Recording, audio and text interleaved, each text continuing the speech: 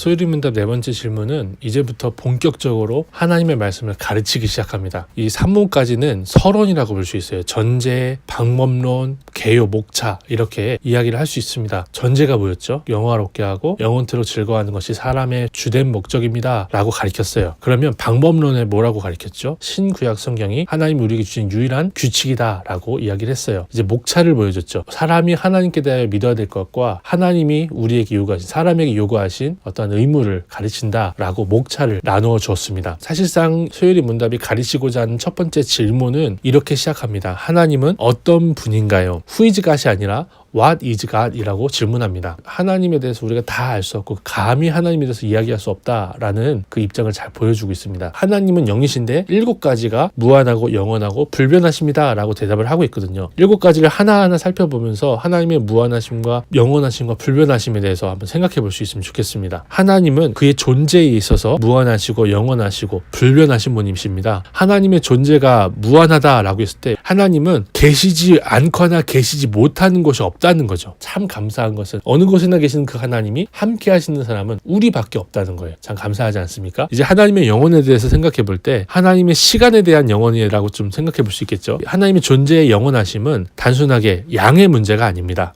과거 아주 오래전부터 계셨고 앞으로도 계속 계실 것이고 이런 문제가 아니에요. 하나님의 영원하심은 질의 문제입니다. 질. 양의 문제가 아니라 차원의 문제예요. 불변하시다는 것을 생각해 보고자 할 때 당연히 이 부분이 같이 나와요. 지혜. 하나님의 지혜와 하나님의 존재가 불변하다. 이 부분은 사실 신구약 성경의 관계에 대해서 얘기하는 것이라고 볼 수 있어요. 어떤 사람들은 하나님이 선악과를 만드시고 나서 아담과 하와가 그거를 먹기 전까지는 보낼까 말까 하다가 선악과를 먹으니까 보내셨다는 거죠. 하나님의 영원한 계획이 궤도 수정이 자꾸 됐다는 거예요. 심지어 하나님이 바뀐다고 하는 사람들이 있습니다. 구약의 하나님은 잔인한 하나님, 신약의 하나님은 자비하신 하나님. 그렇지만 하나님의 존재와 지혜는 무한하시고 영원하시고 불변하시다라고 고백하고 가르치는 게 우리고요. 실제로 성경을 보면 볼수록 하나님의 지혜와 존재가 그렇다는 것을 확인할 수가 있어요. 그래서 우리는 하나님의 권능이, 그 하나님의 지혜와 존재를 유지할 수 있는, 이 땅을 다스릴 수 있는 권능도 무한하고 영원하고 불변하다라고 가르치는 거죠. 아주 오래전에는 힘센 하나님, 창조까지 하실 수 있는 하나님이었는데 지금은 아무것도 못하는 하나님, 그런 식으로 가르치지 않는다는 거죠. 하나님은 영원 전부터 영원 후까지 권능에 있어서 동일하시다라고 가르치는 것입니다. 이 하나님의 권능이 이렇다라고 했을 때 하나님 폭군 아니십니까? 라고 질문할 수가 있어요. 그래서 소유리 문답을 작성한 우리 선배들은 권능에 대해서 얘기해놓고 바로 거룩하심에 대해서 고백하게 기록해놨습니다. 예수님께서 이 땅에 오셨을 때 문둥병자를 만져서 낫게 하신 적이 있었어요. 하나님은 구약 성경에서 분명히 만지지 말라고 하셨습니다. 왜냐하면 하나님의 백성의 거룩이 손상되고 부정하게 되기 때문에 문둥병, 시체 만지지 말라고 하셨어요. 과부의 아들도 예수님께서 만지셨죠. 문둥병도 만지시고 시체도 만지셔서 일으키시고 살리셨어요. 그것을 통해서 예수께서 보여주신 것은 하나님의 아들이신 예수께서, 하나님이신 그분께서 그 거룩하심이 무한하시고 영원하고 불변하다는 것을 우리에게 친히 보여주셨습니다. 거룩하심에 대해서 생각했다면 공의에 대해서 생각하지 않을 수가 없어요. 하나님은 공의로운 분이십니다.